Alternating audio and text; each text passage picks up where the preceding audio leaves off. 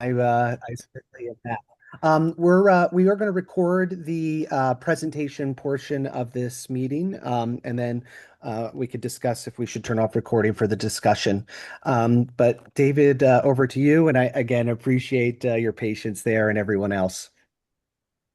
So you see, thank you, Joe. Thank you for the invitation. You are clearly people after my own heart, and so it's almost a coming home. You see the title of my presentation, and there's a quote from Gandhi: "To forget how to dig the earth and to tend the soil is to forget ourselves." Next slide, please.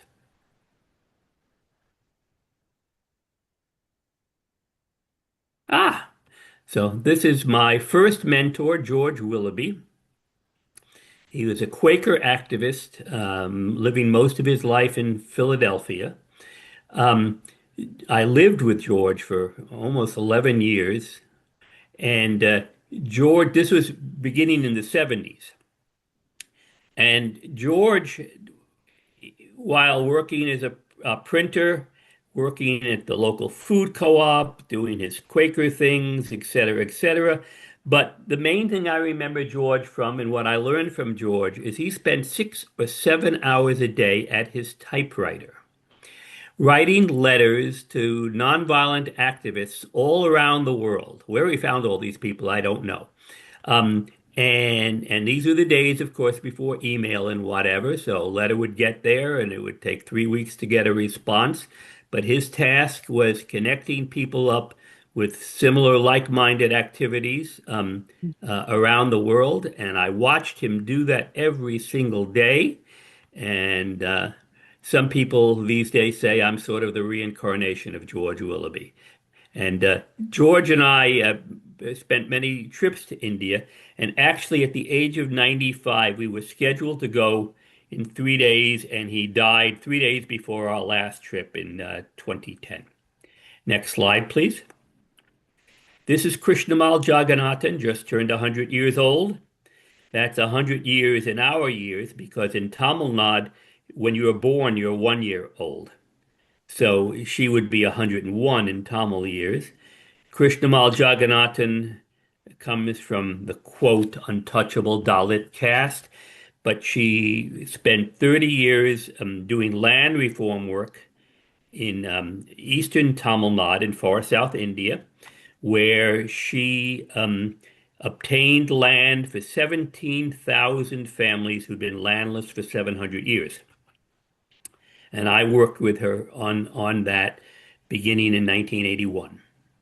And I try to go there every year. We have a celebration every February. It's actually around my birthday, February 13th. And we have a big celebration that people come from around the world. And this is Krishnamal Jagannath. And you'll be hearing a little more about her later. Next slide. I take people from around the world to come meet her. Um, this is Floribert Mubalama, the executive director of the Congolese Integration Network. Floribert spent 8 years in a refugee camp in Malawi, and basically he organized the camp. He started a bakery. He organized the NGOs. There were all kinds of NGOs supposedly providing stuff, food, and whatever to the camp, but they never talked to each other and they never coordinated. And so he essentially made them meet together once a month, for which I don't think the camp liked the people, the powers that be did not like him very much. And so he got a visa to the United States. In 2016, he and his wife and his kids, all born in the refugee camp, and it was in December, and they put him into a moldy apartment near SeaTac, Washington, and he didn't even know how to turn the heat on in his apartment. But he does now, and he noticed that he'd been on a plane with all these other refugees, and he had no idea where they went. And so he asked the refugee agency for a list, and he went to go visit every single one of the refugees that came with him, and he ended up organizing this wonderful Congolese integration network, of which I'm on the board. And I like to take people from abroad to Gandhigram every year in February. Next slide. So when I was in my 20s, in the middle of my academic career, I discovered Gandhi. And this particular quote has stood with me for my entire life, and it essentially organizes my work in my head. And I want to read it to you, therefore. By the way, this was written down apparently by one of his secretaries at the time. He didn't write it down himself. And it says, I will give you a talisman. Whenever you are in doubt or when the self becomes too much with you, apply the following test. Recall the face of the poorest and the weakest man or woman whom you may have seen, and ask yourself if the step you contemplate is going to be of any use to him or her. Will she gain anything by it? Will it restore him or her to a control over their own lives and destiny? In other words, will it lead to Swaraj, that's self-rule, for the hungry and spiritually starving millions? Then you will find your doubts and yourself melting away. This has worked for me for more than 50 years. Whenever I'm not sure in what my next step should be, I always return to the Gandhi talisman. Next slide. Oh, you skipped one, I think. There we go. So Gandhi had something called the constructive program. You could think of it as, well, what do we do when we're not protesting or overthrowing governments? And there were three pillars to it, and you will see all three pillars in the talk I'm going to give. Truth and nonviolence, emphasizing truth and nonviolence, simplicity and self-sufficiency as guides for ethical progress. Sarvodaya, which means welfare for all, and decentralization through local community-based initiatives that work with nature. And grassroots impact inspires empowerment, sustainability, and community sovereignty. By the way, I put all these slides here because, as you will find when I get talking, I can talk up a blue streak for a very long time, and so putting things on the slides actually limits the amount of time I'm going to spend on things. Next slide, please. I enjoy that it's multi-sensory, David. Right. So he had an 18-point constructive program. I won't read this all to you, but this gives you an idea. And it turns out, with the exception, which you'll see on the next slide, of working on leprosy, I've worked on all of these over my last 50 years. And you'll be hearing about some of them. Next slide, please. And there you'll see it, the next to the last one, lepers. And I've never cared for lepers. Key terms in understanding Gandhian approaches. The first one is, and they all begin with S, so the three S's, Swadeshi, self-reliance, self-sufficiency, self-discipline, leading to sovereignty, which literally means of one's own country. And it began with the boycott of British cloth after 1905. And Gandhi was not the leader of that. Although he expanded it a hundredfold. But actually, it began by other activists in 1905. You could think of it as the old version of BDS. Salvodia, the welfare of all. This should not be confused with the greatest good for the greatest number. It starts with the individual, and especially the last man and the last woman. You remember the talisman. And again, it's building toward community self-reliance, Gram Swaraj, or what he called the village republic. And finally, Satyagraha, truth force, or literally truth grasping, a way of waging conflict using active nonviolence that respects and enhances the human person and human personality. Next slide, please. So things I've worked on and things that you'll hear going through this presentation. Nai Talim is basic education. He immediately saw that both British and American education were terrible for India.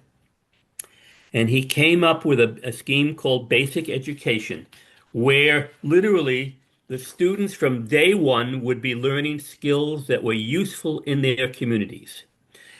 In fact, when night tiling works well, the children, the students, actually pay the teachers. from what they earn. And through basic education, what happens is you learn literacy and mathematics and all those other things, but through the work that you're doing. The analogy I like to use is learning to play the violin.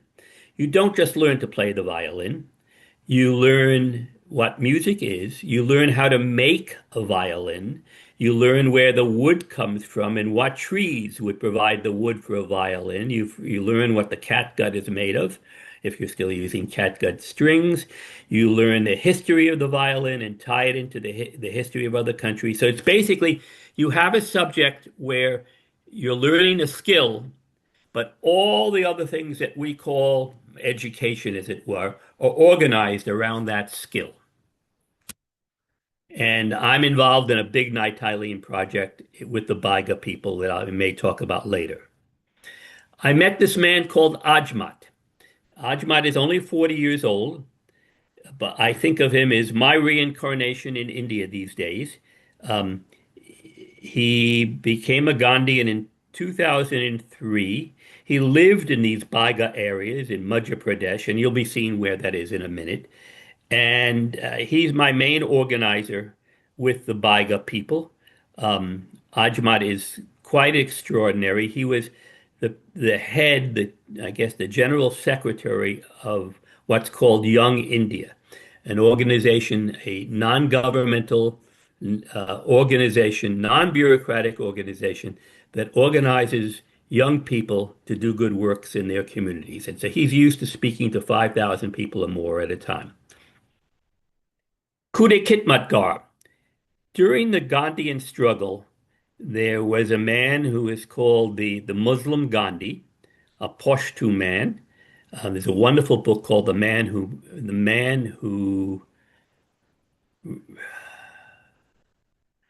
Meets His Mountains is what I'm thinking. And he organized nonviolent resistance among the Pashto people, who were very violent and warlike people. He organized nonviolence there. And an organization called Kude Kitmatkar, literally means servants of God. There's been a reincarnation of this organization, began in 2010. There's a long story about that. I don't need, but we now have, I'm a member, they have 20,000 members all over India. And when COVID hit, 2021, 2022, it was terrible in India. I got together with one of my chief person I call my Indian son and said, okay, so how do we approach this? And we created an organization called the COVID Peace Volunteers. These were not doctors, not nurses, not medical people of any kind, who basically would find ways to relate to the community of people who had COVID and their families. And they could do anything from bringing somebody to a hospital to bringing meds to a rural place. When somebody was hospitalized, making sure the kids were taken care of, making sure there was enough food in the community. My favorite project actually was outside of Delhi. Um, the hospitals didn't have enough oxygen, and many people couldn't get to the hospitals anywhere. So we organized what are called tuk-tuks, cycle rickshaws. We sent them to a factory 17 miles out of Delhi, and they would bring canisters of oxygen inside their little taxis. And they would drive up to people's homes, and when people needed oxygen, they would come out of their houses, they would sit in their taxi and get their oxygen. And then when they ran out of oxygen, they would drive back and get some more. They also organized cremations, burials when necessary, because a lot of people couldn't do that during COVID. We worked in 22 different locations, several hundred volunteers, and the whole project cost me $8,200. You can do things with remarkably little money if you know how to organize. In 2021, I received something called the Jamnalal Bajaj Award. Bajaj was a an orphan who was adopted by a family of cotton merchants. And he became very famous as a cotton merchant simply by not watering the cotton. He didn't try to increase the weight of the cotton in order to make more money, and people trusted him. And he became Gandhi's leading lieutenant working on the constructive program, based out of central India, a place called Warda. And every year they give four Bajaj Awards, but one specifically for a Gandhian work outside of India. Um, Desmond Tutu received it, Nelson Mandela received it, and I received it. And I sent to Joe the speech that I made in accepting this award. And finally, there's something called the Right Livelihood Award, which is organized. So the Nobel Prizes don't have a Nobel Prize for community organizers or community activists. So no, in Sweden, they created one called the right in the early 80s called the Right Livelihood Award. With it, Rola spoke to me about Vandana Shiva. She was a former winner. My adopted mother, Krishnamal Jagannathan, received it as well. And they also work on, they don't call it Gandhian, but it is essentially Gandhian work around the world. Next slide, please. Things I've worked on in the last 50 years. This is a short list. You'll be hearing about some of them. Biosand water filters. The number of deaths still to this day from bad water is astounding. And we have a simple, very simple community-based technology that can eliminate 99% of pathogens. And we've organized people to do that mostly in Africa, some in India as well. I have a project with the Baiga working on this now. The Baiga are very isolated. And about 2.5 months ago, in one village, we had not deaths of 11 people, 9 kids and 2 adults, probably from E. coli related stuff. Could have been cholera. Um, but I wanted to note the government has no idea that these people died. There's no death certificates. There's no government where the Baiga are. So, but I have a plan now that's a 5-year project to produce 1,500 biosand water filters a year for 5 years to completely cover the Baiga territory with clean water. We collect water with rainwater catchment systems.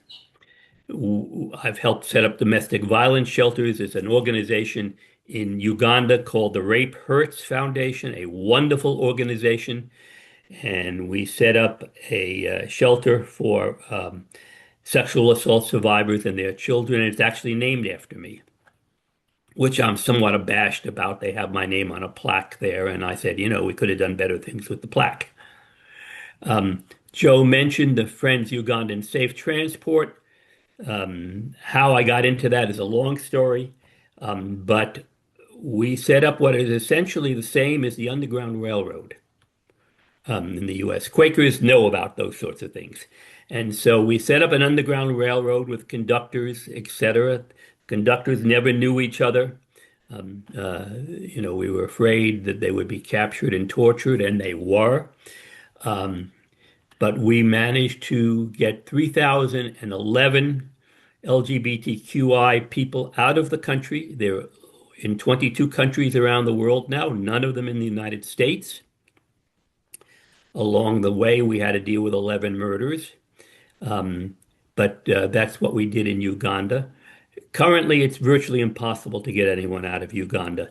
But we have found a way to organize to provide what is essentially job training to LGBTQ folks. If they work in cities, in certain organizations, they're usually relatively safe, but many of them lack literacy and they lack math skills and lack computer skills. So we have a little training program to train them to do that, and it's working. We have 2,500 Congolese refugees in Western Washington, and I already spoke to you about Floribert. We are now setting up a refugee and healing center in South Seattle.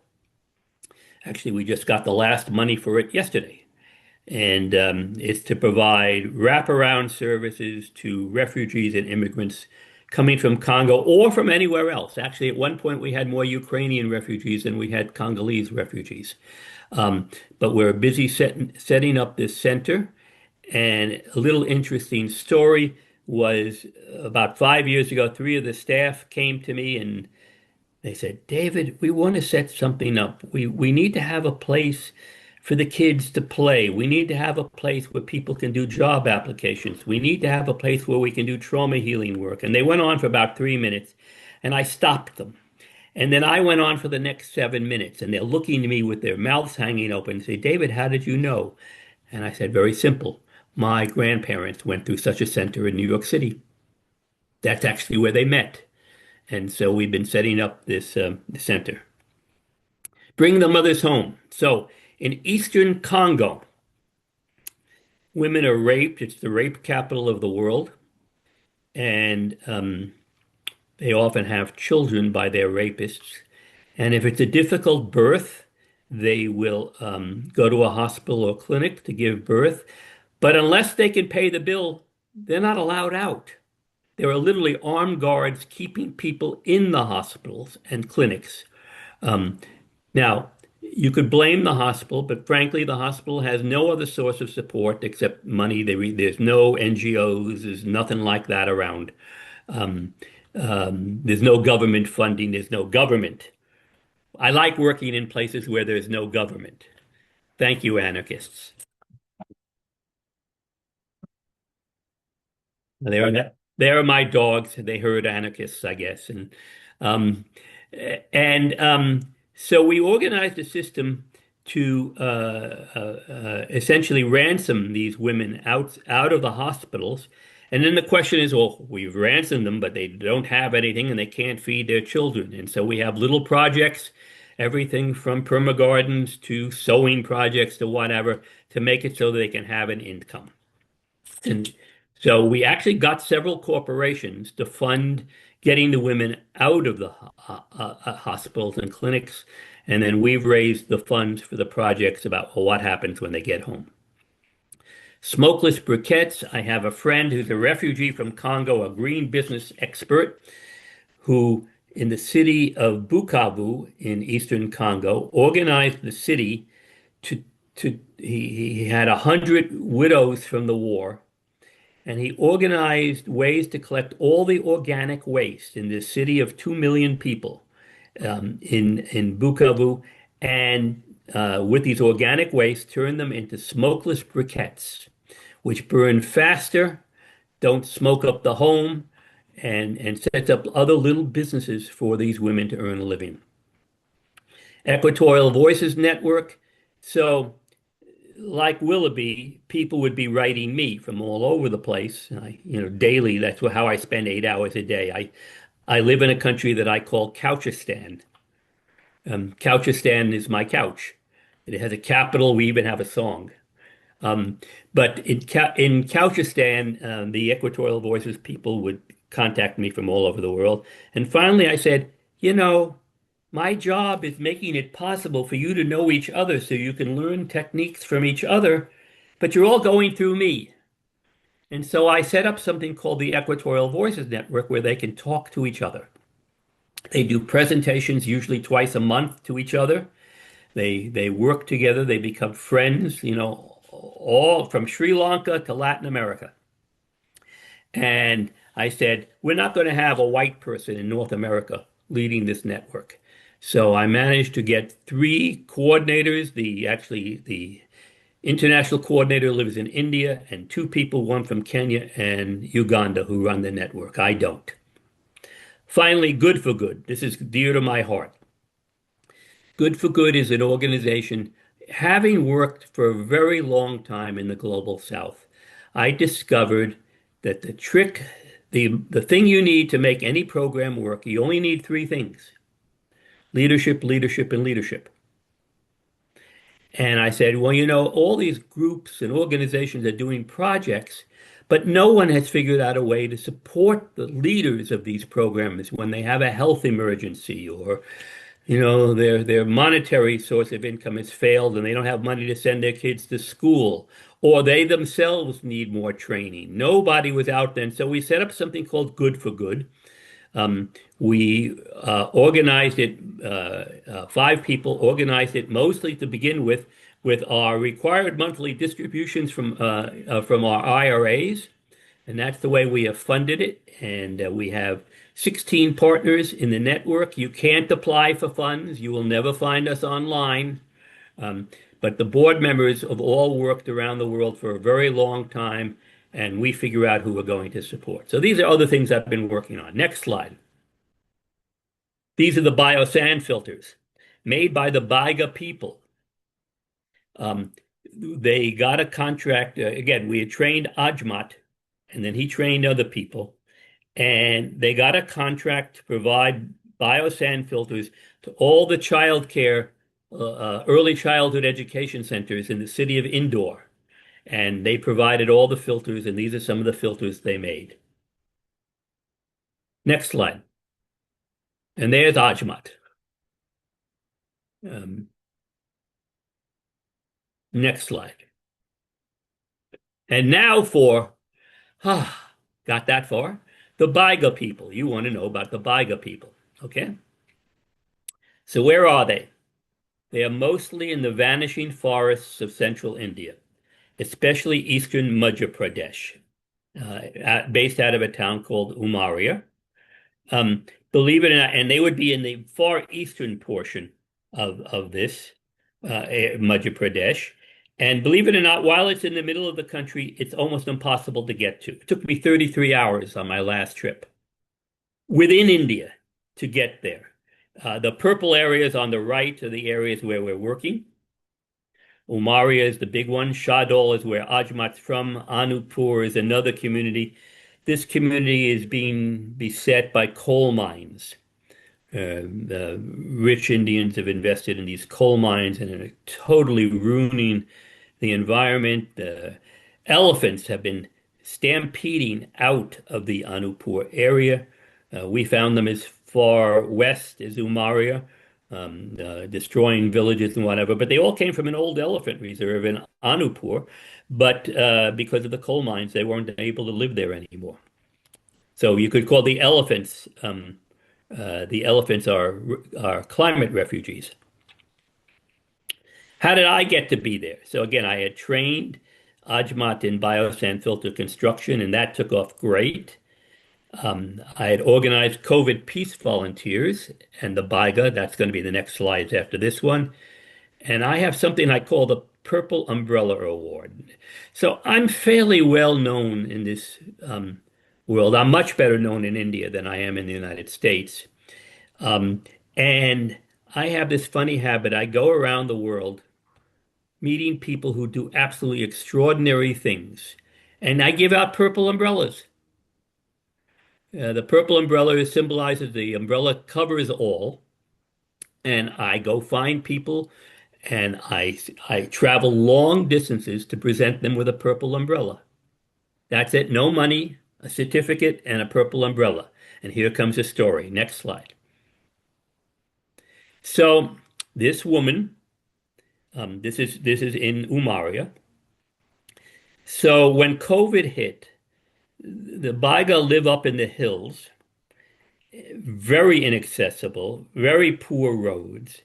And when COVID hit, they decided to cut themselves off totally from the cities. And the cities had decided to cut themselves off totally from them. Well, the problem was that they had no food. So this woman said, "Oh, come on, we're Baiga people. We know the forests inside and out." And so she set up a community kitchen, and people would go out into the forest and find food, roots, and berries, and whatever it was, and bring it to the community kitchen where they would prepare it for the entire community, and no one starved. No one starved. And it was an extraordinary effort. It went on for 18 months. Um, and so traveled 33 hours to go meet this woman and present her with a purple umbrella. And the certificate simply says, David Albert presents you with a certificate. It does no organization attached to it. I just go out and honor them. And this was the ceremony. Now, here's where it gets interesting. I did that in 20, oh, go back a slide. I did that in 2023. And I told them I would be back. Now, they didn't expect I'd ever come back. People often go to their community and say, oh, we're coming back, and no one ever shows up again. Well, in 2025, I came. Next slide.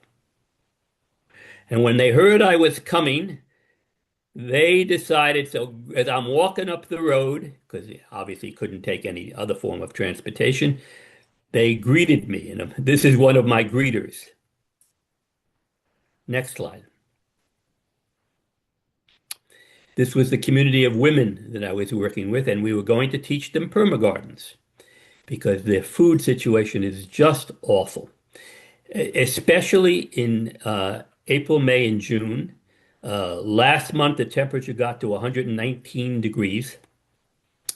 The men often go to the cities, especially during this period, to try to become construction workers, sometimes fail at that. They also become alcoholics, leaving all the women behind in 119-degree heat with the children and virtually no water and no food. And I had told them I'd be coming back, and I did. And this was the group of women I started with. Next slide. Now, what's interesting about this particular woman is most of the women have tattoos over their entire body. They tattoo themselves at various life stages and things happening, and all the tattoos have meaning. And for some reason, she has no tattoos, and I never got to ask her why. Next slide. So, who are the Baiga? There are about 600,000 of them, mostly in Madhya Pradesh. They are very ancient people. Their original language has no relationship to Hindi or Sanskrit. It's likely an Austro-Asiatic language, which is now dead. The language is now dead, but that's what they had. They have very deep knowledge of forests and they worship nature. Baiga means medicine man, known for their herbal medicines. They're also called the bone setters of India, because they have medicines that help bone set. An interesting story is we went to this community and I had a 21-year-old executive director, and she had the habit of beginning a community meeting saying, what are your problems? And I took her aside and I said, you know, we already know what their problems are. You don't have to ask that. Let's begin with assets. And so I said, I would say something like, oh, my knee hurts. Do you have anything for that? And a woman would just reach into her pocket and say, turn this into a paste, rub it on your knee, in 3 days your knee will be well. And then my friend Elizabeth would say, I have a cough. What do I do for a cough? And another woman would reach into a pocket and bring out a pile of what looked to me like twigs. And she said, you boil these, you turn them into a tea, in 2 days your cough will be gone.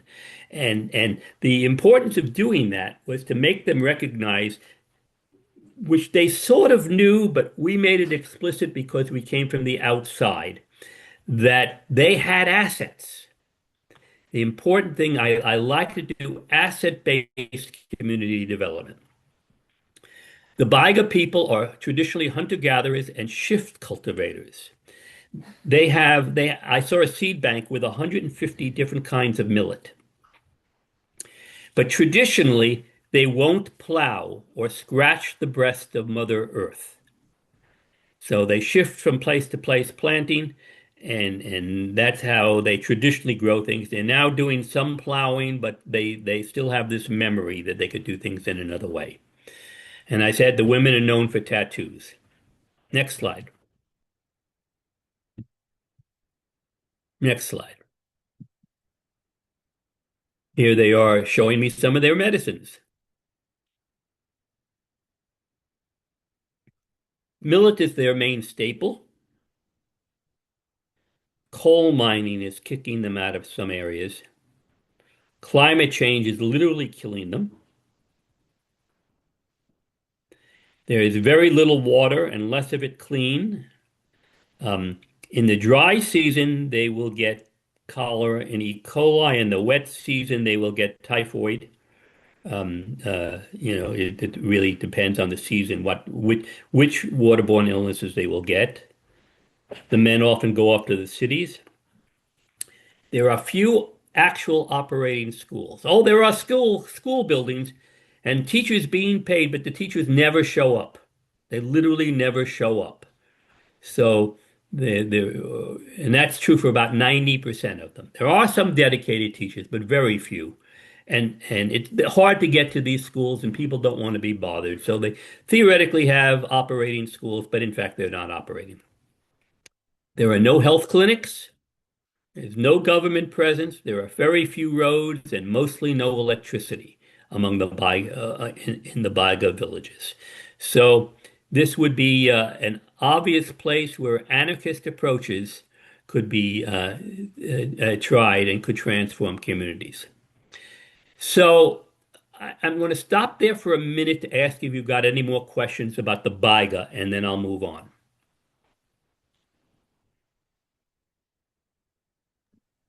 Thanks, David. Anyone have some questions? What we could also do is at the end, we'll also have another opportunity Right.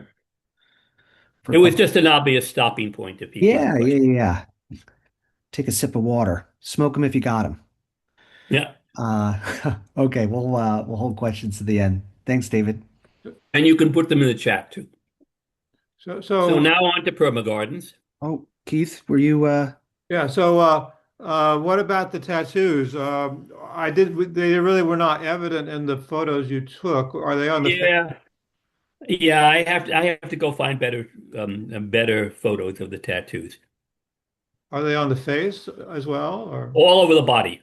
uh, All over the body. huh? Are And they I have seen better photos of them. I just hadn't put it together for this slide. okay? Great, thanks.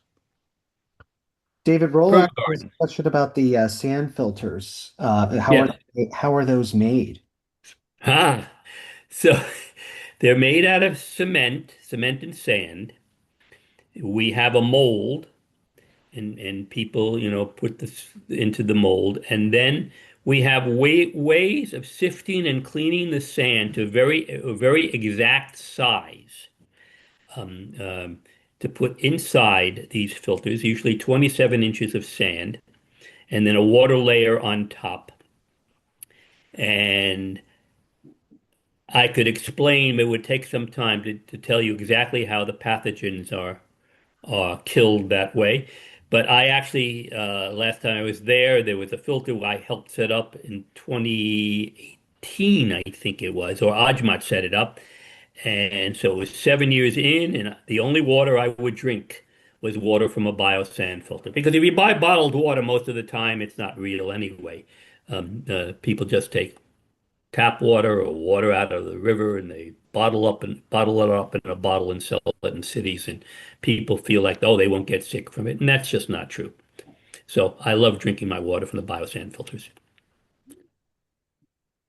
And if you want more explanation, you can write me about it. Sandra, I see your hand up.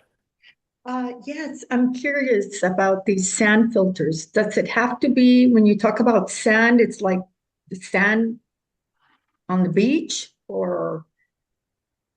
Sand you can usually find on a river bottom or something like that, a river Oh, bank. oh, okay, great, And then we thanks. clean it and sift it in a particular way. Okay, And thank there's an you. entire organization in Canada, the Center for Affordable Water and Sanitation Technology, that has been working on biosand filters for about 25 years. And you can Thanks. find them all. You find more of them in Latin America, oddly enough, than you do in other places. Yeah, I live in Guatemala and we have a company in Antigua that's called Eco Filter. I don't know Mhm. if you know them, but they're, I don't know how to describe it. It's like uh, it's not ceramic. It's I don't know what material. It looks like clay, and then you just put the tap water in there, and Clay it pots. heats it up. The clay pot technology is an excellent technology. Um, uh, there are problems with it in that they have to be coated with silver nitrate, and the communities don't know when the silver nitrate has worn off. So if Oh, they're coated with silver nitrate, they work great. They work wonderfully well. The problem is maintaining the quality of the filter. thank you. This is a whole subject that I know a lot about, but it's not for this presentation. Sure, thank you. Mhm. All right, next slide. Move on. Not quite yet. Next slide. So what do I see globally? I've traveled a lot, and again, I have all my equatorial voices people talking to me, and this is what we see. Malnutrition and hunger around the globe is increasing. In India, there are more hungry people today than there were 30 years ago, perhaps 500 million people. If you looked at the statistics from the Sustainable Development Goals, if you took China out of the statistics, all of the sustainable United Nations Sustainable Development Goals are in fact failing. They keep China in the data because they want to show that the statistics in some cases are getting better, but it's only because they have China in the statistics. Trauma. So in the last 48 years, I've worked on virtually every kind of trauma you can imagine. War, violence, sexual assault, environmental destruction, family and community dysfunction, and it's exacerbated by lack of dependable access to nutritious food. And I'll have some stories about that later.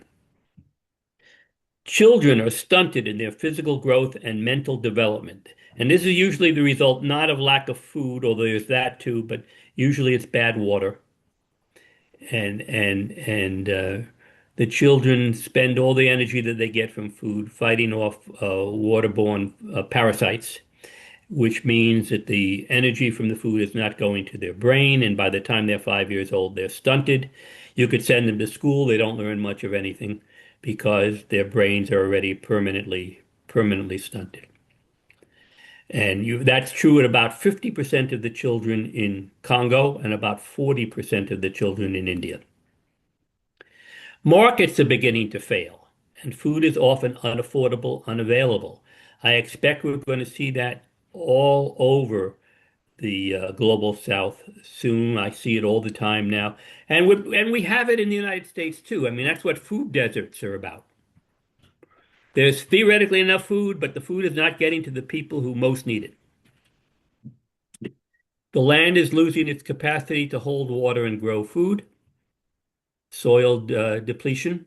Next slide. Indigenous and traditional knowledge about food and agriculture is being lost. Um, Non-GMO seeds are increasingly unavailable. With all my projects, we have to search out finding places to find non-GMO seeds, and for permagardens, that's sometimes difficult, even in Kenya. Climate change is increasing the cycle of droughts and floods, and environmental conditions from them are worsening.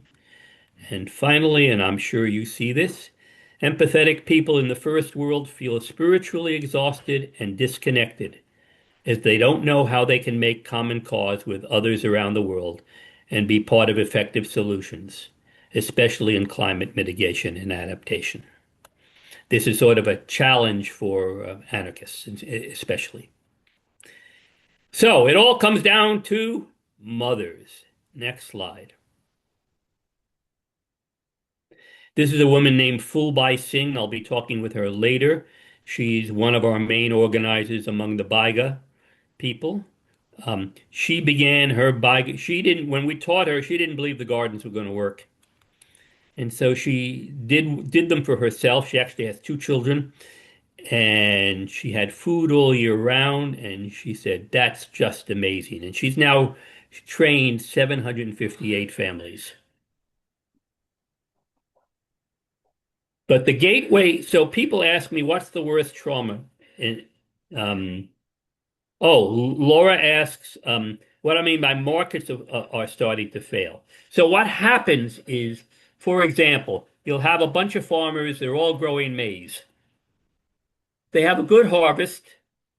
If they all have good harvest, the prices of maize in the market goes down and they can't recoup their investments. If the climate was poor, their maize harvests are poor, the price of maize goes up, but they have nothing to sell. And so the market, which is supposed to get food to the people who need it, doesn't have the food they need at a price they can afford to pay. That's a short version of a very long answer. So people ask me, what's the top trauma since I think I've dealt with why is it happening now when it wasn't happening previously? There is population growth, there is the depletion of soils, and there's climate change. Boy, that would be a great discussion. Just that would be a whole session. Thank you for that question. People ask me, what's the worst trauma? Since I've dealt with all of them. There isn't such a thing. If you stub your toe, you can't think about anything else except the fact that your toe is hurting. There is no top trauma. Trauma is experienced very individually. However, the top trauma, the one that if you don't deal with, you don't get to deal with any of the other ones, is mothers not reliably being able to feed their children.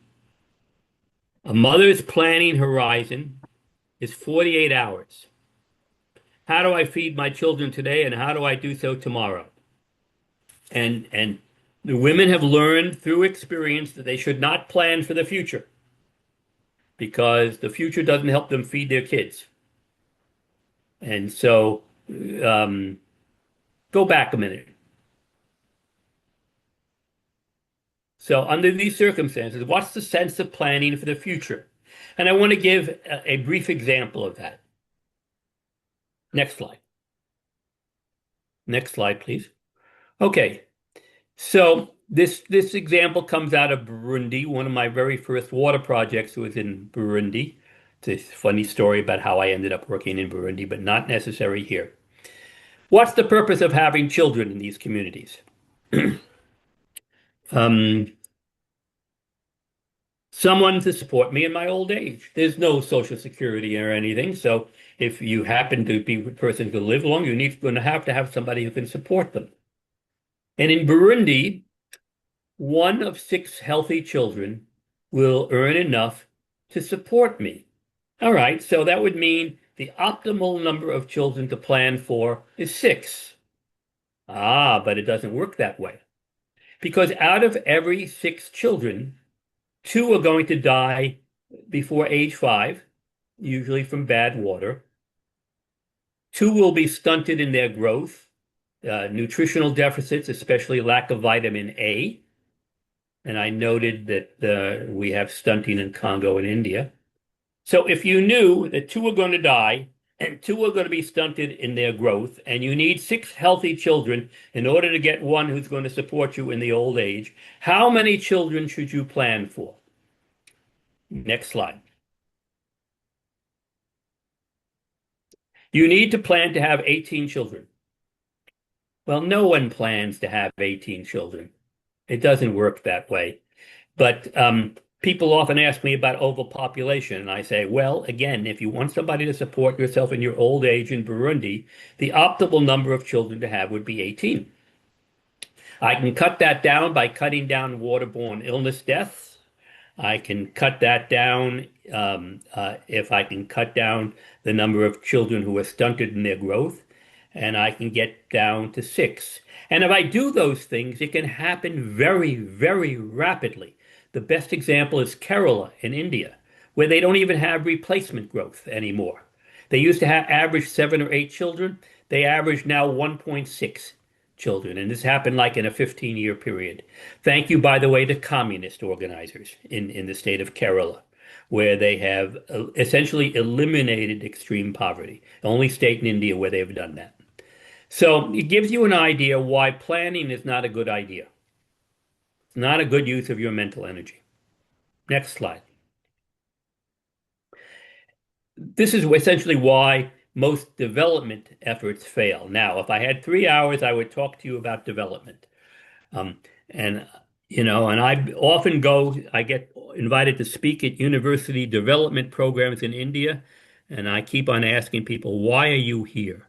Is the stuff you're learning going to relate to where you come from? And universally, they say no.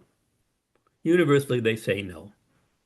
So we blame the victims of development who are treated as children. The analogy that we use is uh, uh, nation states are like children, and they have to go through these stages of development until they become fully developed. Now, I have to tell you, no nation state in the history of the world has followed that pattern, but we treat uh, nations in the global south as if they were children, and we blame the women for not bettering themselves.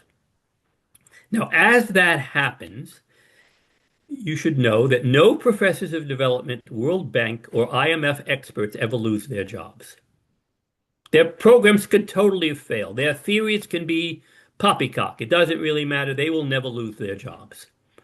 They'll usually get promoted.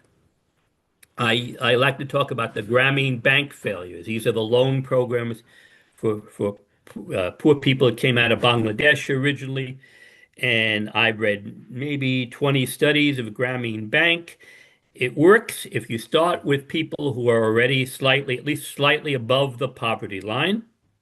For people below the poverty line, the Grameen banks fail miserably. And the reason for that is quite obvious. If you want me to pay back my loan for my small business I started, what happens when I have a major illness in my family?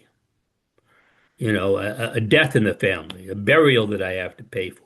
I'm not going to pay back the loan.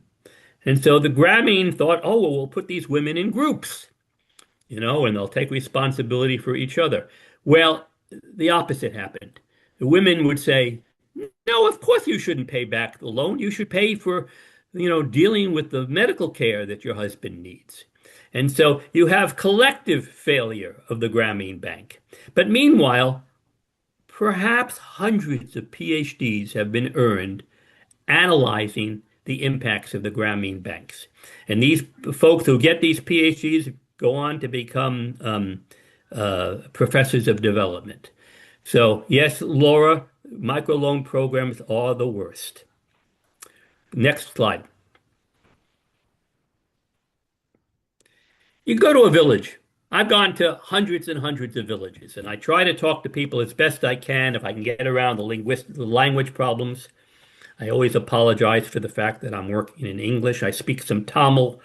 I speak a little bit of Swahili, but you know, I have to have translators to do this. You ask people in villages what they want. No one ever says they want development. I've never, ever heard that. What do they want? They want more and better food. They want clean water available year-round. They want a healthful environment. They want protection from the elements. They want healthy families. They want meaningful work. They want an increase in income, often so they can send their children to school and repair their homes. They want to maintain their community and culture. And they want peace. And they want to feel valued. Well, guess what? They want exactly the same things we want.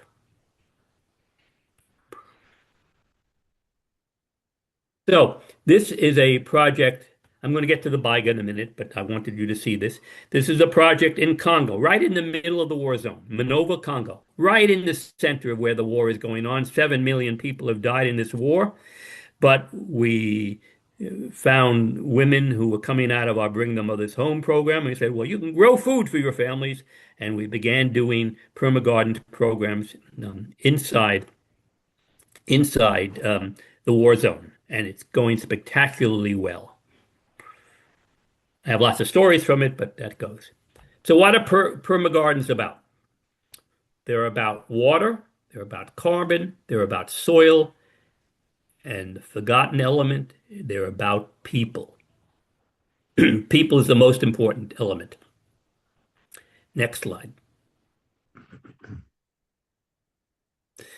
Our honorary chairman and guru is a man named Peter Jensen, who worked on permagardens for 18 years in Ethiopia and Malawi till he perfected the method, and he discovered the rule of what he called the rule of close.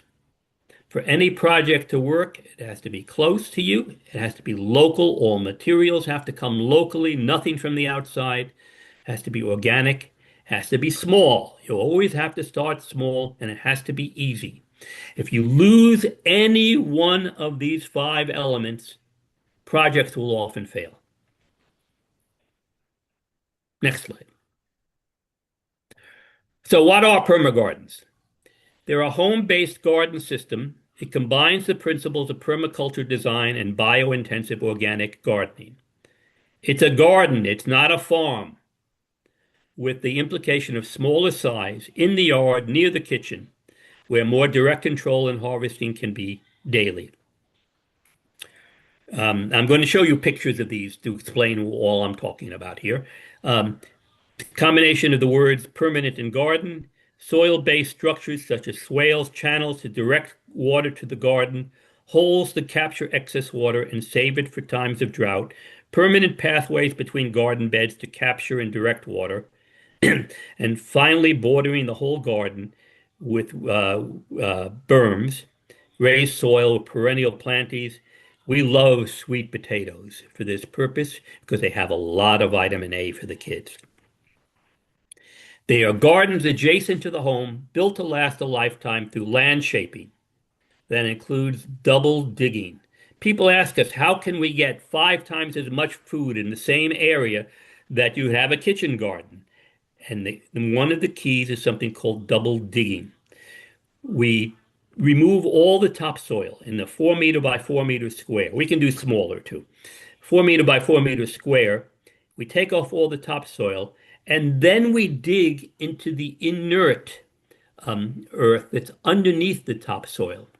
There's nothing there, but we basically dig it up. We don't take it out, but we dig it up, we loosen it so that, in fact, underneath the garden, we're basically building a water tank. The water will be stored underneath the garden. We do composting. We do bio-intensive planting. We find we can grow a lot more food in much smaller space than most kitchen gardens do. We can ensure year-round water availability with daily harvesting of nutritious food. And to protect against floods, we build berms. Next slide, where it all becomes clearer. This is what a permagarden looks like. So again, usually 4 meters by 4 meters.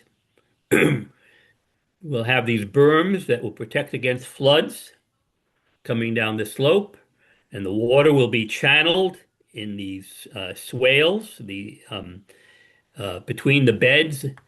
How wide should a bed be? We say you should be able to shake the hand of the person on the other side of the bed. Is how we say. It's usually about a meter. But that's how large the beds should be. And again, we've double dug underneath these gardens to serve as a water tank. So this is a picture of what they look like. Next. And these are the steps. I'm not going to go through these steps right now, but again, these are the steps to create a permagarden.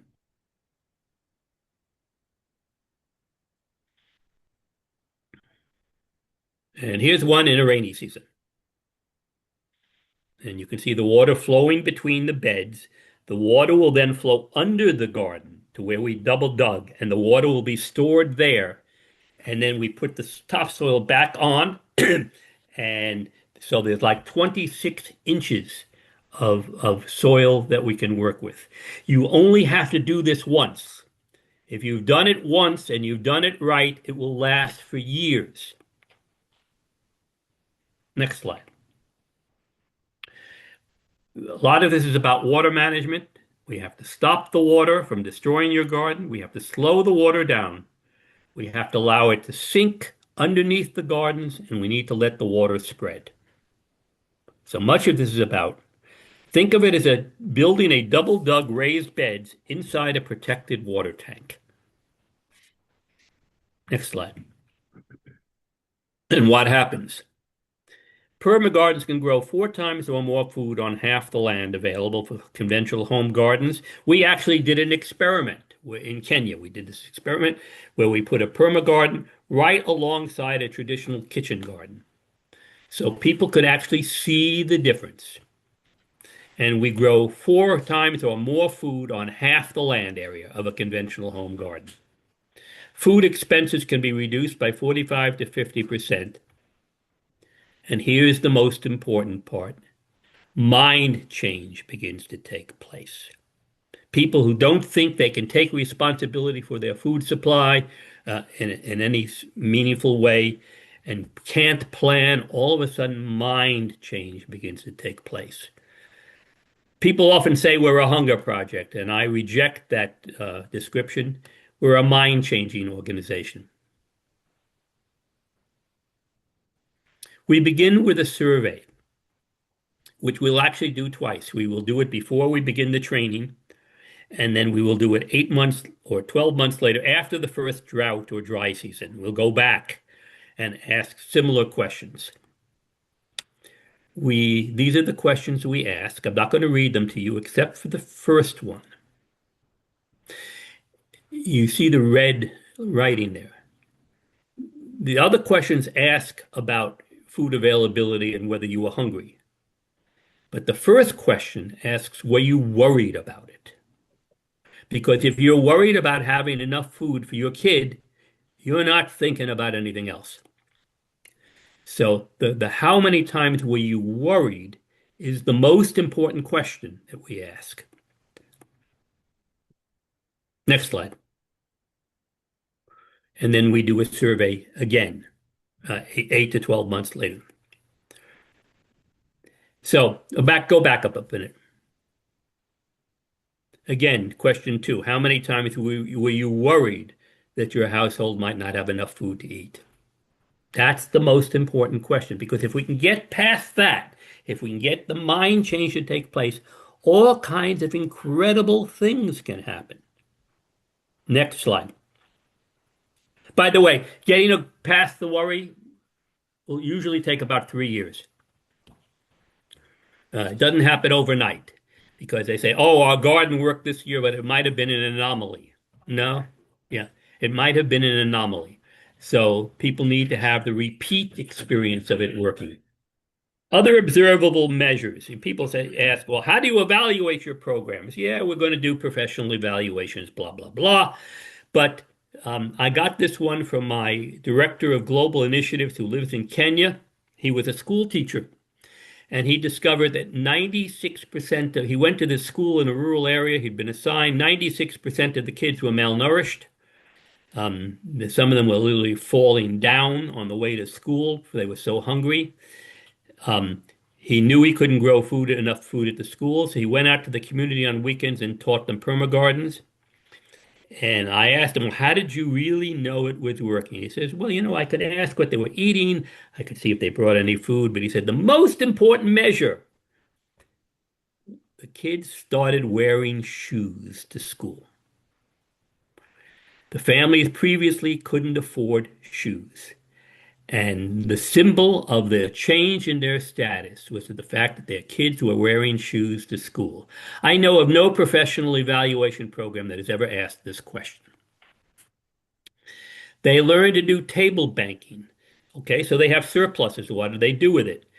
They basically collectively store and manage the surpluses that they have, and they can take care of health needs if somebody couldn't afford school that year or they want to start a new project. Basically, they will share the funds and democratically decide among themselves how they want to spend their surplus funds. And then finally, one of the most important measures is, all right, you got a permagarden. Did you help your neighbor install permagardens? These are the 3 very observable measures, kinds of measures that are never found in professional evaluations. Next slide. And I talked about Peter Otiende, our Director of Global Initiatives in Kisumu, Kenya. Again, he began as a very poor school teacher. He made $200 a month as a school teacher, where 96% of the kids were malnourished. Next slide. So here's a permagarden. I see Peter there in the middle of the picture. So this would have been a set of gardens in Uganda with the Rape Hurts Foundation. All of these women were survivors of sexual assault, rape and sexual assault, and he was teaching them to become self-sufficient through permagardens. Next slide. So we don't have a strategic plan.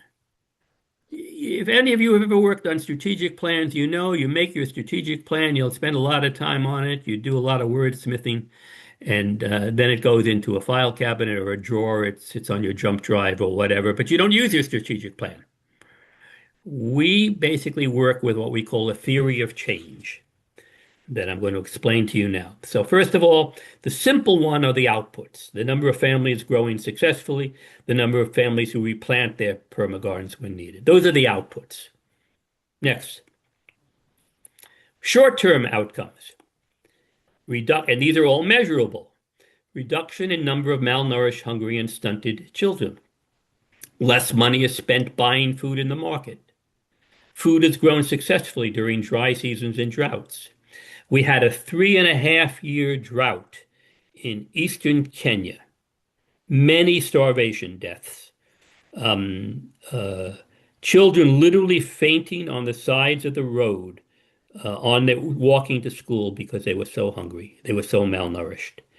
And now we have a hugely successful project. Keith Barton, I see here, has been very much involved. Thank you, Keith, for your work with Isaac.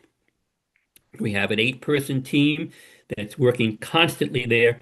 And we've had people now from 180 or 200 kilometers away. They heard from a cousin about these permagardens, and they will descend upon Isaac 200 kilometers away and say, you've got to come to our villages. Government officials will do that too. They say, we haven't been able to do anything about our starvation problem. Can you come? And with help from people like Keith Barton, thank you, Isaac is doing tremendous work in that area. Increased confidence among permagardeners in feeding their families. And finally, here in North America, we create materials for outreach. Next. This is in India. This is on the far right, you see Fulbai Singh. By the way, she had sent me a message for you all, which my jump drive is not working and the message is there, but she wanted to thank you all for coming and learning about her work. And this is some of the work she's doing. And 2 of the kids in the back there. Okay, there's Fulbai Singh again. And here, they're going to create a community seed bank. She's gathered the women and say, okay, so we have to maintain our seeds and we need to make sure they're not GMO seeds. And the best way to do that is to work with the seeds we already have. And so she's working with the women to create a community seed bank. Next slide. Medium-term outcomes. Women start to teach others to build permagardens. By the way, again, these are all measurable things. Families are able to afford school fees. There's an overall improvement in family health. Community seed banks are created. New teacher trainers like Fulbai Singh begin to emerge. There's better knowledge of nutrition and of traditional indigenous agricultural practices and foods, and child stunting is prevented. Next slide. What happens in the long term? When I say long term, I'm usually meaning 3 years. Savings and loan associations form. New forms of community planning and decision-making emerge. That should be very dear to the heart of my anarchist friends. Self-funding of new permagardens begin to happen. Now, when we do a permagarden, it usually costs us $750 to $850. That includes the evaluation. Most of the money goes to an honorarium for the trainer and transportation for the trainer to get there. Conferences of permagardens are held. We do some kind of outside professional evaluation, and then we celebrate and we broadcast it to the world. So those are our theory of change. And again, we've made them so that every single one of them are measurable. These are not the things that are usually measured by university evaluators. When we've talked to university evaluators and we've shown them this, they look at us like we're crazy. They say, you expect us to do that? And I say, damn right we do. You earned a PhD in this subject. Do something. Next slide.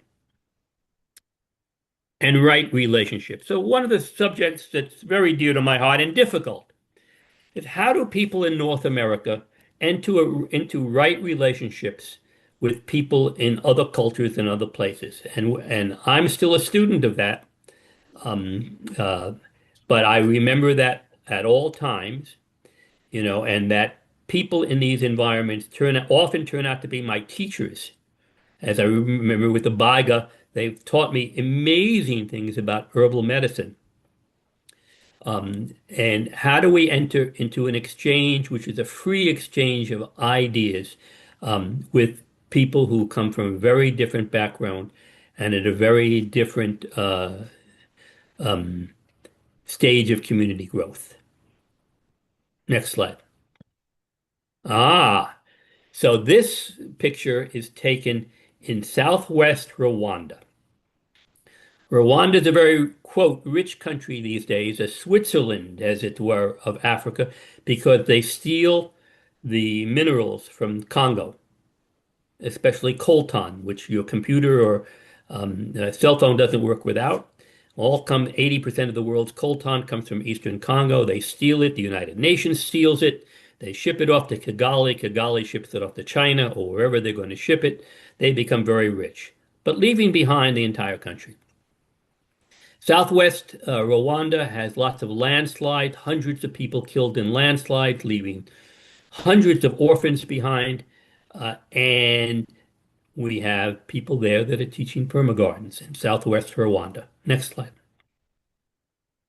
And I want to tell you a story from there. So this person, the people were growing permagardens successfully. And one day, two men came and stole some of the produce. And police came and arrested the two men. They put them in jail, where there was no food, of course. And the community got together and said, wait, wait, wait, we don't want these people in jail. They're our neighbors.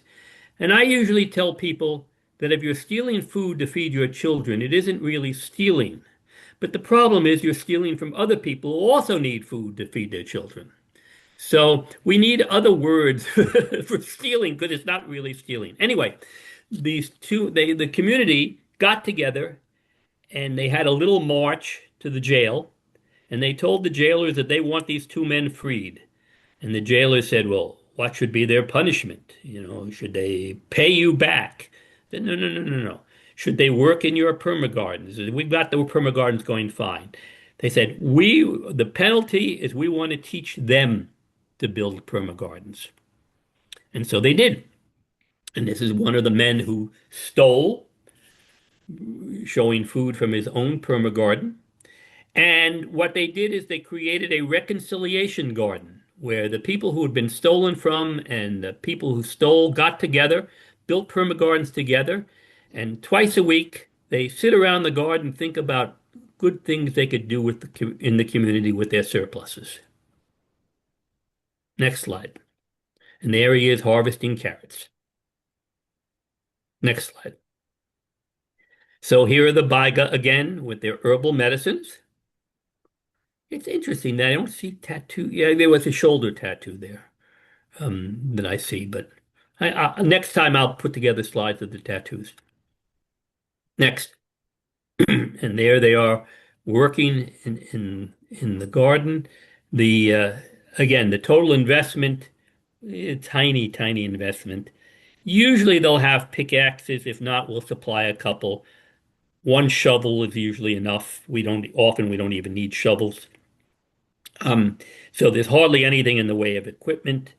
We have to teach them how to set up composting bins for compost and manure. Easily done. Some of them already have experience with that.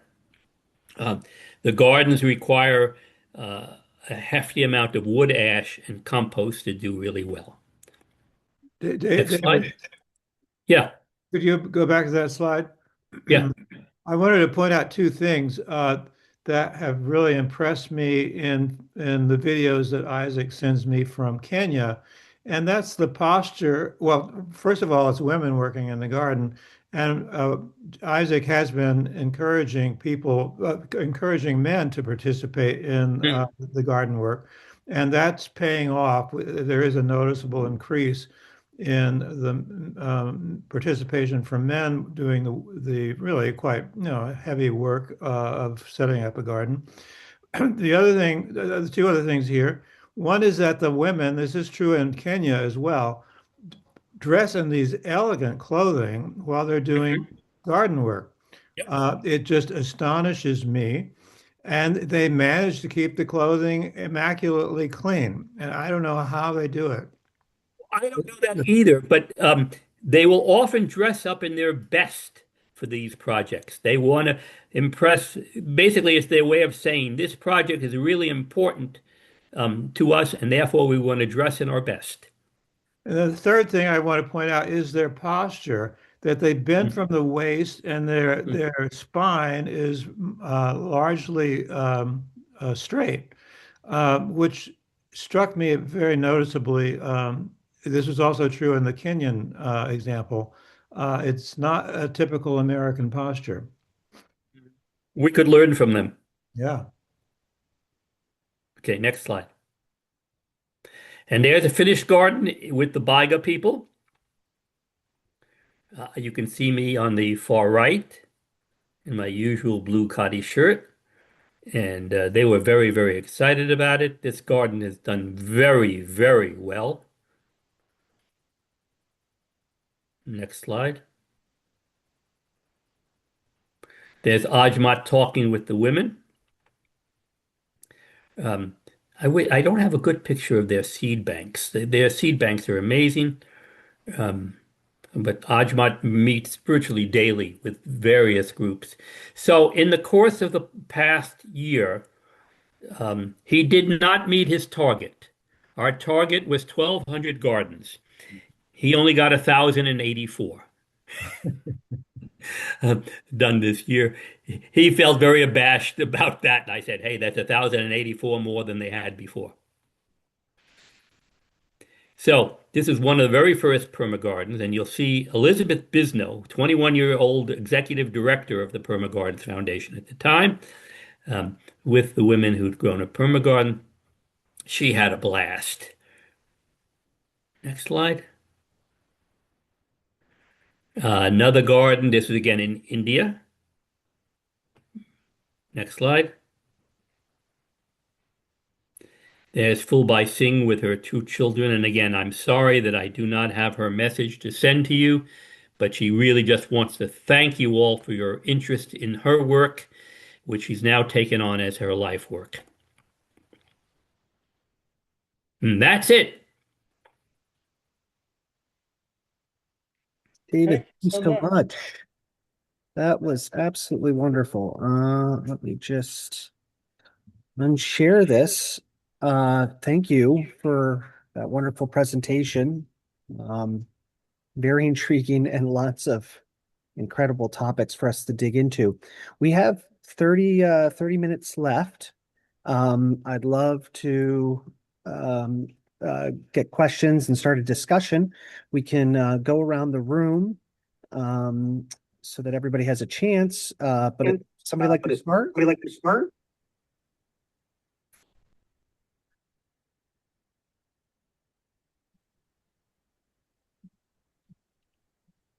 Yes, I'd like to ask a question, and thank you for your time and this wonderful presentation. And you mentioned something about the worst trauma for women is Not figuring the out worst, how, the gateway trauma or the top trauma, not the worst trauma. okay, gateway, is how they're going to feed their children. Yeah.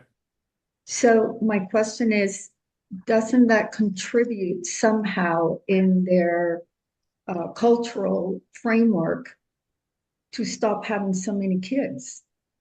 No, as I explained in the Burundi example, having more kids is the only way you can take care of yourself in your old age. Um, I and I once, I I totally understand the same copy paste with the Mayan Indians in Guatemala. I understand that. But now it's more, I think, and this is the point that I want to ask you, since our environment and the markets and climate change are now putting so much pressure, and you can't even feed yourself, and you're going to get pregnant, and then the rate of alcoholism in men, the same thing in Guatemala, the men come to the city to get jobs, and the paycheck never gets back to their community. They spend They it become on. alcoholics. So that is not a factor in that they start thinking another way, that they can't have so many kids. When remember the slides where I put red text for the worry? Once we deal with the worry, they'll have fewer kids. We've shown that in Kerala. I mean, we have, and there are other examples around the world. The number of kids will be reduced once people are no longer worried about where the next meal is coming from. And it works everywhere. Now, with Isaac's team, Keith, you're more involved in that. Right. He has an 8-person team. It includes a family planning person, as well as people looking at herbal medicines in the communities, as well as people doing permagardens, people who are experts in well drilling. It's very simple, community-based well drilling. He has a family planning person. She goes to communities at the same time we're doing permagardens to talk about this. But where the rubber meets the road is when it becomes sensible, really sensible to do planning, they begin to plan the number of kids. When there's no reason to do planning, there's no reason to control the number of kids you've got, except that you need more to support you in your old age. And again, we have living examples of that. Kerala, India is the best example where they went down in only a 15-year period from 7 kids per family to 1.6. Tamil Nadu is fairly similar right now. In fact, they can't find enough workers these days in Tamil Nadu. So you see that happen everywhere. And again, the issue is not just having enough food, but the main thing is worrying about where the food is going to come from. Thank you. Can I interject here too? One of the factors is just access to contraception. Um, and Isaac and were exploring different avenues for finding just sheer, simple access in rural Kenya. And besides condoms, there wasn't much. And But he located the Marie Stopes Kenya Foundation Mhm. in Mombasa, and they sent out a team to his rural location, which is fairly close to Mombasa, and just started providing birth control pills in May of this year to communities, and there are 300 women who over 300 who accessed birth control pills through the Marie Stopes Foundation Kenya. And that's a relatively new development for Isaac's approach. The reception to birth control is actually very high in his communities, and the issue has been access to contraception.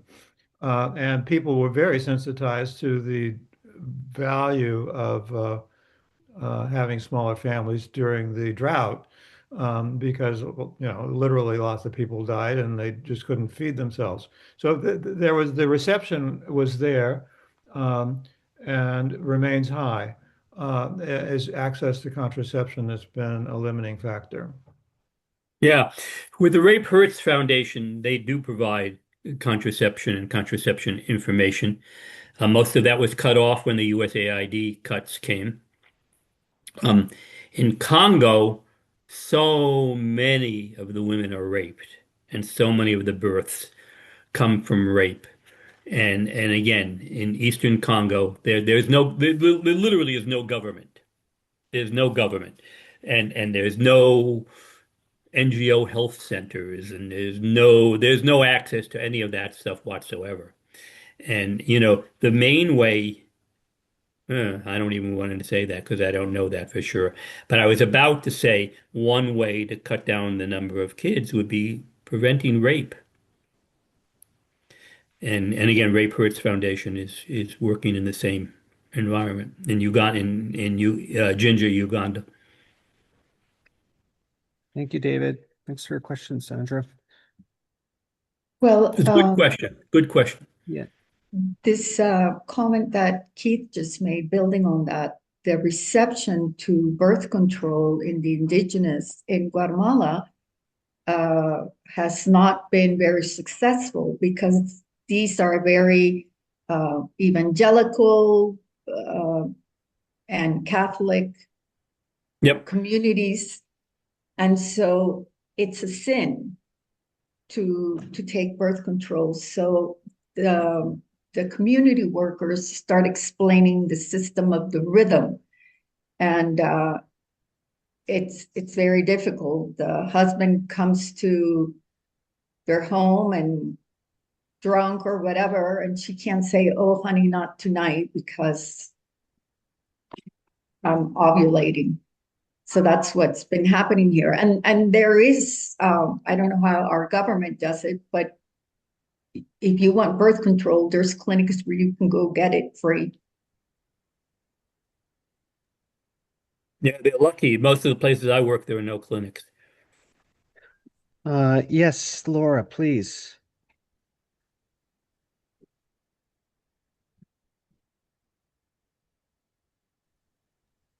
Laura, can you Yeah, oh, there we go. sorry. Took me a Yep, second that's to fine. unmute. So amazing work that you're doing all over the world. I just wanted to ask, I actually co-founded a mutual aid team, food justice team in Gaza, and I was Oh, told, bless you. oh, thank you, but bless you for all the work you're doing.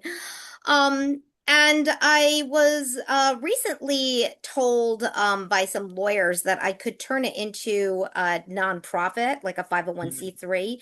And my team co-founder who is in Gaza. He is a local Gazan, and he's very interested in doing that. Um, as an anarchist, of course, I have some reservations about it, but I wanted to know your thoughts on turning these initiatives that are very grassroots and anarchistic into 501(c)(3)s. Have you ever thought about doing that? Do you think that that's an advisable thing to do? Do you have any thoughts on potential drawbacks? I'd just like to hear your thoughts on that. So I've started six 501(c)(3)s over time. You've seen examples of some of them. They're useful to collect funds in the US. They also, however, often will make the people who are working with them targets. Um, uh, if you want to get some money, you take a worker from a 501(c)(3) NGO working in whatever country hostage because they think you have access to money. And I've seen that in maybe 8 countries on the ground. Over here, people want their tax deductions. Yeah, I don't have a strong opinion about that one way or the other. At least there's a vehicle that, people's ill-gotten gains can be contributed for a better cause. Um, and I'm okay with that. Keith Isaac asked me that question, whether he should become a CBO or an NGO. And I said, well, if you've got somebody who specifically wants to give you money for that, that would be a good reason to do it. But if you don't, there's no advantage to you of becoming a official CBO or NGO of the government there. And again, you can become a target. And in Kenya, in particular, NGOs are taxed, there are fees, there are forms, there is paperwork, there's reporting requirements, all of which adds up to graft, corruption, and collusion.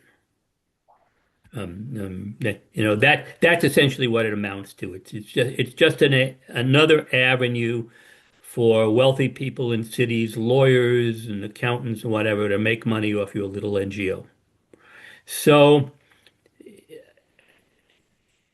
it's okay I'm okay with NGOs in the United States. Again, it's a way for people to give money, but almost all of the organizations I work with, not all of them, um, do not become CBOs or NGOs in their own country.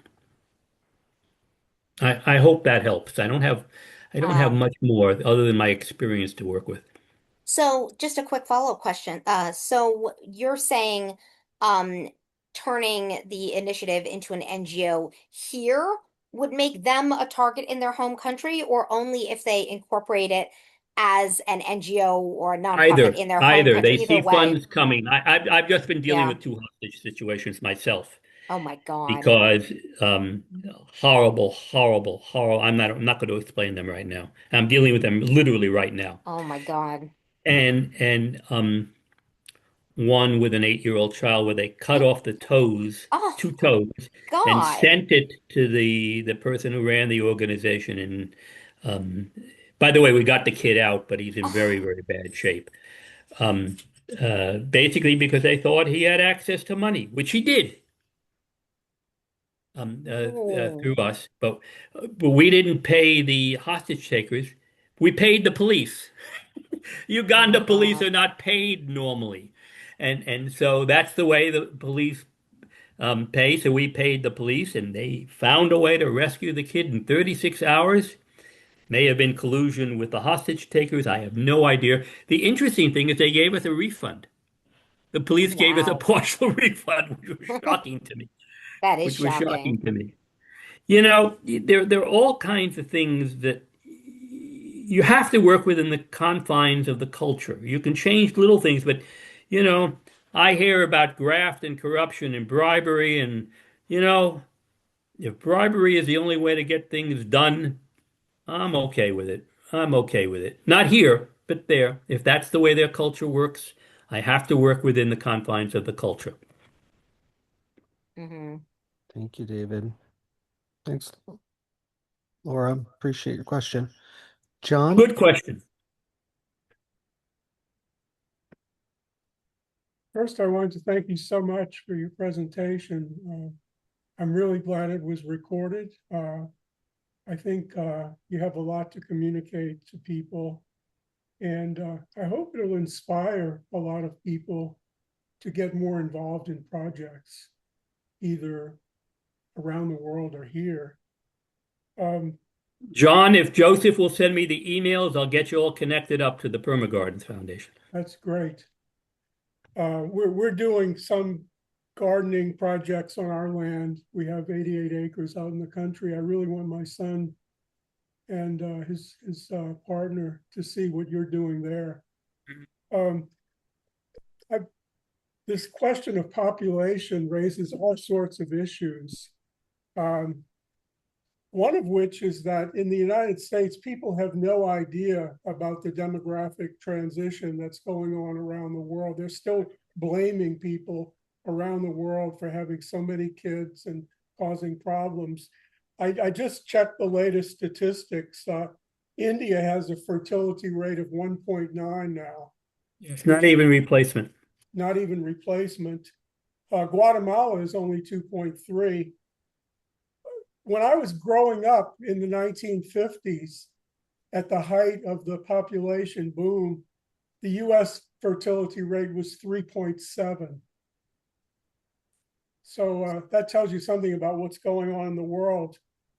Of course, merely reducing the fertility rate doesn't solve the problems. You have to have a lot of social change. Of course, cooperation is one of the best solutions to all the problems, mutual aid. And there's only one specific question I wanted to ask you. I have an old friend who I met in 25 years ago at a peace conference in Kolkata called E.P. Menon. Uh, Ah, And Of course, I know E.P. Menon. I invited him. He came to New Orleans and spoke at Loyola University where I used to teach.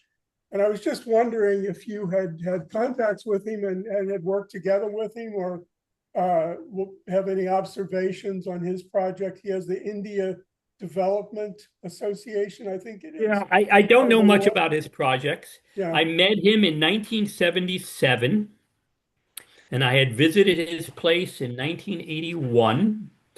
And always, as you probably didn't see, that he always wears a very ornate bathrobe. It's sort of his uniform. He walked I around don't the remember. world. He was my roommate at this conference. By chance, they assigned E.P. Menon as my Right. roommate in this And guest EP Menon literally walked around the world, literally walked around the world wearing his bathrobe. house. Right. I haven't, he must be in his 90s now. He's 90 now. Yeah, yeah. Right, right. So I don't have a lot of contact with him anymore, but I have very fond memories of him. Well, he's famous for walking 8,000 miles around Right, India and then walking across Asia to right. Paris and then going to England and then to the Northeast of the United States. And then, Wearing his bathrobe the entire time. well, he didn't have a bathrobe when he spoke at Loyola, but he gave a Oh, okay. talk. Maybe he graduated to other kinds of clothes. I wanted to comment more on population. Um, why do we have population bulges? And what happened? And essentially, it's public health. Public health, starting with bad water in London, the Thames, cleaning up the Thames and making it possible for people to have cleaner water, meant huge population booms in Europe. Later extended to other parts of the world. It had to do with public health, reduction of infant and child mortality, again, coming from public health efforts. Um, that those were the most important things that happened that resulted in the population booms that we've seen. Um, Public health people, I worked in public health for 22 years. Public health people are my heroes, but we should know that one of the unintended effects of public health was massive population growth beginning in 1850 or 1856, coming from public health. And I want people, again, this goes with the planning, the family planning issue. So I want people to have the right number of children, and I'm not going to tell you what the right number of children is, but I want people to have the right number of children. And I don't want that to happen because most of them died along the way or became stunted along the way. I want them to have the right number of children who are nourished, who feel they can contribute back to their communities, who learn to be able to do that, to learn some skills. And I feel strongly about that. But if you ask me if I have to trade that off versus getting rid of public health, because what public health is essentially the single most important cause of population growth, I'm stuck between a rock and a hard place. Amazing things can happen, though. I mean, I'm thinking of China, about which I know very, very little, and I need to learn more.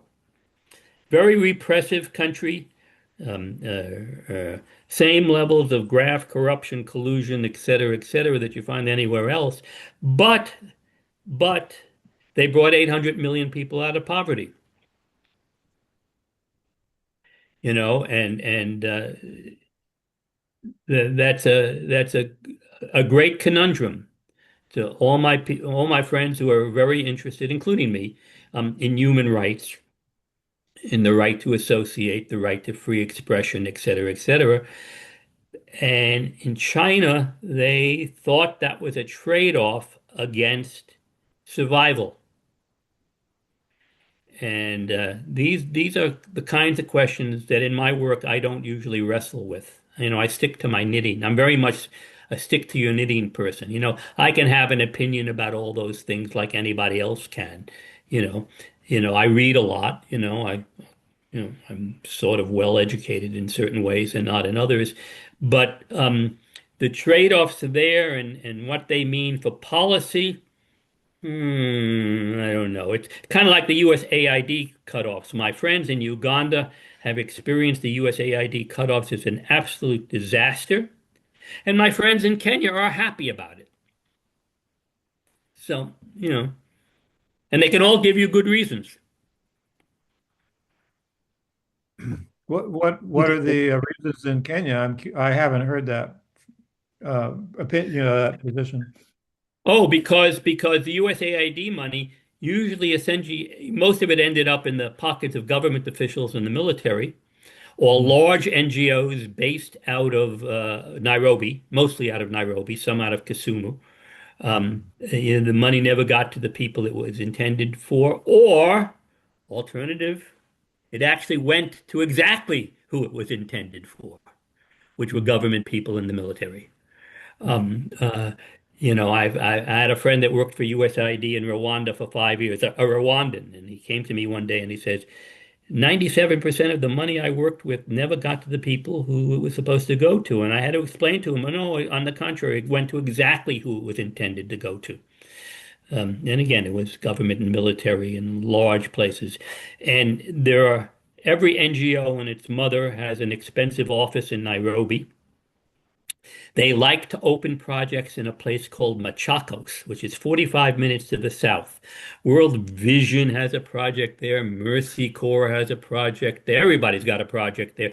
And the reason is it's only 45 minutes from Nairobi. And so, your visiting foreign dignitary can come. They can get in a van, an air-conditioned van, ride out to Machakos, cut a ribbon, feel like they've done something good, and then go home. Those projects are abandoned, usually within 3 months. It's the home of abandoned projects, and again, a lot of that was supported with the USAID money, and they go to Machakos. You know, had the aid gone where we think it should have gone, would Isaac be in this mess? The answer is obviously no. Thank you, David. We have two more folks that wanted to ask a question. I know we're running up on time, and then we'll close out here. Ian, I know you had your hand up. Yeah, thank you so much. This is amazing to hear about your work. I'm sort of curious. I'm a clinical herbalist, and I'm curious. I see it as an anarchist way of Mhm. sovereign healthcare. And many people that you spoke a little bit about herbal medicine. Is there a practical way I hear about like bringing in birth control is very important, or like condoms, something like single-use plastic. I mean, is there a way to use medicinal herbs on a larger scale? Or we really have to rely Great question. on. It's one that I wrestle with. The great question, especially with the Baiga. So the Baiga have hundreds of medicines, hundreds of them. And, there have been PhD theses, categorizing 80 of them and what they supposedly do and whatever. And the Baiga people always, one of the issues is, well, what can we produce of value to anyone else? And the only thing they really have that, could go big outside of their community would be herbal medicine. But the problem is, when herbal medicine things gets up, they get ripped off. They get ripped off. The local people who know about the herbal medicines have, developed them over time, have lived with them for hundreds and hundreds of years. As soon as they hit the market, they get ripped off by other producers. And I've seen this there. I've seen that in Kenya. In Kenya, Isaac noted, I brought Isaac with me on that same trip to India to spend 3 weeks with one of the best herbal medicine programs in India, because Kenya had lost most of its herbal medicine tradition. The British had destroyed it. And Isaac is busy trying to restore it. And I had to have a little project with him where he's visiting with elders, and of course he finds the elders all know about those herbal medicines, but their community has basically not been interested. And so I'm trying to organize little workshops where the elders can speak to younger people who might be interested in restoring the herbal medicine tradition. I don't know if that'll be successful, to tell you the truth, but it's a little project I've got going with Isaac. Um, the hard part about herbal medicine is when it becomes commodified. You're anarchist, you know what that means. And so, yeah, there are herbal medicines for just about everything we discovered, including cancer. You know, I always like to use the story we all know of Taxol, which comes from Oregon. It comes from the bark of the Pacific yew tree, and was used for cancer by native folks in Oregon and in southern Washington for hundreds of years. And then some researcher came and discovered it. It's like Columbus discovering America. And they marketed it and they sold it to, is it Pfizer? I think it's Pfizer, and the local people, the local tribes in Oregon have never benefited one bit from the huge multi-billion dollar market in Taxol. So there are trade-offs every way you look. I hope that helps with your question. Thank you. Yes, and I really appreciate. It's wonderful to hear your thoughts on all of this and your experiences. Thank you, Ian. Sandra, I'm going to go over to you, but as people have to roll out, I just want to quick announcement that July 25th, we have a guest speaker, Matt York, joining, and I'll send more information on that. But let's go over to you, Sandra, and then we'll officially wrap up. Thanks, everyone. Okay, there was a slide where you mentioned, I don't know the exact wording, but the preoccupation of people in the West that want to help and they don't know how to do it. And I'm interested in that, what you meant. We went really quickly. It was at the bottom of one of your slides. People are exhausted. Well-meaning people in the U.S. are exhausted. They don't know what, you talk about climate change, nobody knows what to do. I know what to do.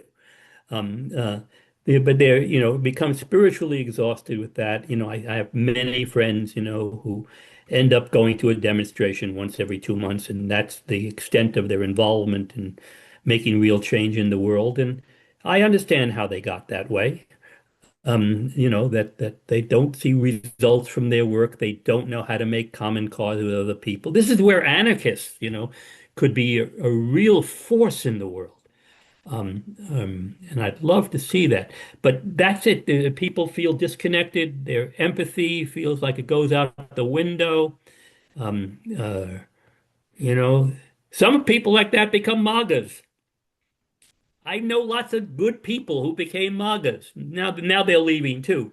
But they were looking for ways to refurbish their communities, and they go to church, and their churches are preaching all this weird shit. And we have to find a ways to connect people in right relationships with the world around us. I guess that's all I have to say on this subject. Thank you. And if people will send, if Joe has their emails, if you send me emails, I'll get you on a list for Permagardens from the Permagardens Foundation. You're always welcome to write me. I sit in Couchistan 6 or 7 hours a day. You can call me up anytime. That's what I do. And I'm 76 years old and my hands are weak, but the phone still works. Thank you so much. Thank you. I tell people I have arthritis. What a joy it is to live to an age where I could have arthritis. David, thank you so much. I was actually going to ask if it was okay to share your email with the people on this group. It sounds like Please that. do. Yeah. Please do. And my phone number if they want. Thank you so much. Thank you. Thank you. Yeah, this was absolutely wonderful. Keith, I think I see your hand up. Did you? Yeah, please. Yeah, well, this David, this group really likes to read, and not to put you on the spot right now, but to give some thought, perhaps, to very short bibliography of writings. You say you still read a lot, so what would be of interest to a group that wants to explore these kinds of issues. So, That's a great question. Great yeah. question. Most of the works on development are shit. There's a wonderful book. It's expensive. It's called Beyond Developmentality by an Indian author. That is wonderful, and it explodes the whole history of the development myth. So that's a really good book. We're in a Amartya Sen study group together. Amartya Sen's book, Development is Freedom. Um, he tends to be a liberal, um, but toward the anarchist end of the spectrum. Um, and Amartya Sen is a very wise person. He's worth reading. Say that again. Amartya Sen, Development as Freedom. Development is freedom. Okay. Mhm. So those are two books, you might begin with. And then read Gandhi. People talk about Marx all the time. Gandhi wrote Hein Swaraj. I'm sorry, I'm going over time. Wrote Hein Swaraj in 1908. It was the first critique of Western civilization coming out of the global South. It's short, and it goes so far beyond Marx that, but it's Gandhi. This is a wonderful book. I got it at the Gandhi Museum, actually. Ah, yes. And, you know, certain people stole a lot of these ideas later on and put their name on them. But actually, the ideas were already here, Right. of basically local self-government, the Village Republic, it was called. All is beautiful. The E.F. Schumacher Foundation, all those folks. Fantastic. Well, thank you again, David. The time, your presentation, your work, your spirit. This was very motivating. I'll circulate the information. I appreciate the time you spent with us. Again, for the group, I'll send out notes and David's contact, and then we'll gather together on the I guess the 25th of July, so 2 Saturdays from now. David, I'll let you. Please put me on your mailing list. I might want to come too. Oh yeah, I would love to have you. Absolutely. We're all about making connections here, and you really helped us do that. So, a community of communities is what we'd like to create, and so this speaks to that. So, thank you. Anybody else have any final words? Oh, and I want to maybe two more housekeeping notes. Keith, I want to thank you for introducing David. This was wonderful. What a fantastic gift to get to connect with somebody like this. So thank you, Keith. I would love also to hear from others on if they have suggested speakers, and maybe David, that's a conversation we can have. We'd like to bring in folks like yourself that are doing good work in the world to inspire us. So I'm always I have a whole team of people from the global South who would love to speak to you. okay. Wonderful, wonderful. That's great news. Okay, any parting words, folks, and or David, anything else to say?